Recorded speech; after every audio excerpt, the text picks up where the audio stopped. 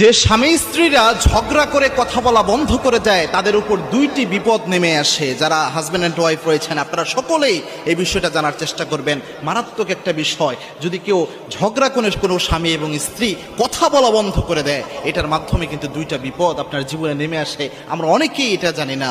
এটা অন্যতম একটা জিনিস। আল্লাহর হাবিব সাল্লাল্লাহু আলাইহি ওয়াসাল্লামের দাম্পত্য জীবনটা আপনি দেখেন, বর্তমানে দাম্পত্য জীবনে এত কলহ, এত ভেজাল কেন? বর্তমান বাংলাদেশে দেখবেন বেশিরভাগ ডিভোর্সের কেস হচ্ছে এবং প্রতিদিন গড়ে অনেক মানুষ তারা ডিভোর্সের দিকে ধাবিত হচ্ছে, অনেক সংসার টিকতেছে না। এর অন্যতম কয়েকটা কারণ, তার মধ্যে একটা কারণ হচ্ছে রাসূল সাল্লাল্লাহু আলাইহি ওয়াসাল্লামের যে দাম্পত্য জীবনের আদর্শ, ওটা আমরা আমাদের জীবনে মানতে পারি নাই, যার কারণে এটা হয়। আল্লাহর হাবিবের জীবন দেখলেই বোঝা যায়। তার মধ্যে স্বামী স্ত্রী যখন কথা বলা বন্ধ করে দেয়, একটা মারাত্মক বিষয় এখানে ঘটে। মনে রাখবেন, দুষ্ট জিন বা ইবলিস শয়তানের অন্যতম একটা মিশন রয়েছে। প্রত্যেকের কিন্তু একটা মিশন থাকে। ইবলিস শয়তানের একটা মারাত্মক মিশন রয়েছে। ইবলিস শয়তান বান্দাদের দিয়ে, আল্লাহর গোলামদের দিয়ে যত অপরাধ করায়, কোনো অপরাধে ইবলিস শয়তান এত খুশি হয় না, একটা অপরাধে সবচেয়ে বেশি খুশি হয়। বুখারীর হাদিস, আল্লাহর হাবিব সাল্লাল্লাহু আলাইহি ওয়াসাল্লাম জানিয়েছেন, ইবলিস শয়তান দুষ্ট জিন সমুদ্রের উপর নিজের আসনকে সমাসীন করেন। ওই জায়গায় সমাসীন করে যত দুষ্ট জিন রয়েছে, ইবলিস শয়তান রয়েছে, তাদের কাছে বায়োডাটা কালেক্ট করতে থাকেন। আজকে কে কোন অপরাধ করেছো?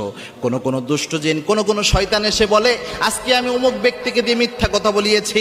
কেউ এসে বলে, অমুক ব্যক্তিকে দিয়ে আমি হত্যা করিয়েছি। কেউ এসে বলে, অমুক ব্যক্তিকে দিয়ে আমি জেনা করিয়েছি।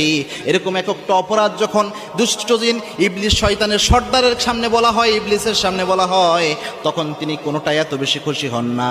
যে দুষ্ট জিন এসে বলে, আজকে স্বামী এবং স্ত্রীর ঝগড়া লাগাইয়া তাদের কথা বলা বন্ধ করিয়ে দিয়ে তাদেরকে আমি তালাক দেওয়ার ব্যবস্থা করেছি, তাদের সম্পর্কটা আমি নষ্ট করে দিয়েছি, তখন ইবলিস শয়তান সবচেয়ে বেশি খুশি হয়।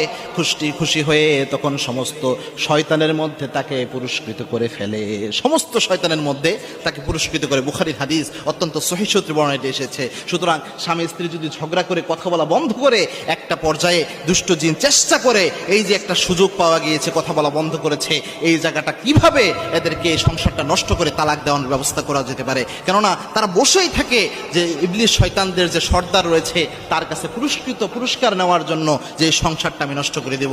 সুতরাং যখনই ঝগড়া লাগবে স্বামী স্ত্রীর জীবনে, কখনো কথা বলা বন্ধ করবেন। আল্লাহর হাবিবের জীবনটা দেখেন। এক নাম্বার ক্ষতি আপনার এখানে হচ্ছে যে এখানে ইবলিস শয়তান আপনাকে টার্গেট করে নেবে যে আপনাদের জন্য সংসার নষ্ট হয়। দুই নাম্বার একটা মারাত্মক ক্ষতি আল্লাহর হাবিব জানিয়েছেন, কেউ যদি কথা বলা বন্ধ করে দেয়, তাহলে ওই যত সময় কথা বলা বন্ধ করে দিবে, শরীরে কোনো বড় ধরনের ওজর ছাড়া যতক্ষণ কথা বলা বন্ধ করে রাখবে, তাহলে ততক্ষণ পর্যন্ত ফেরেশতারা লানত নাজিল করতে থাকে। এজন্য ওই স্বামী স্ত্রীদের উপর আল্লাহ লানত নাজিল হতে থাকে যখন তারা কথা বলা বন্ধ করে রাখে।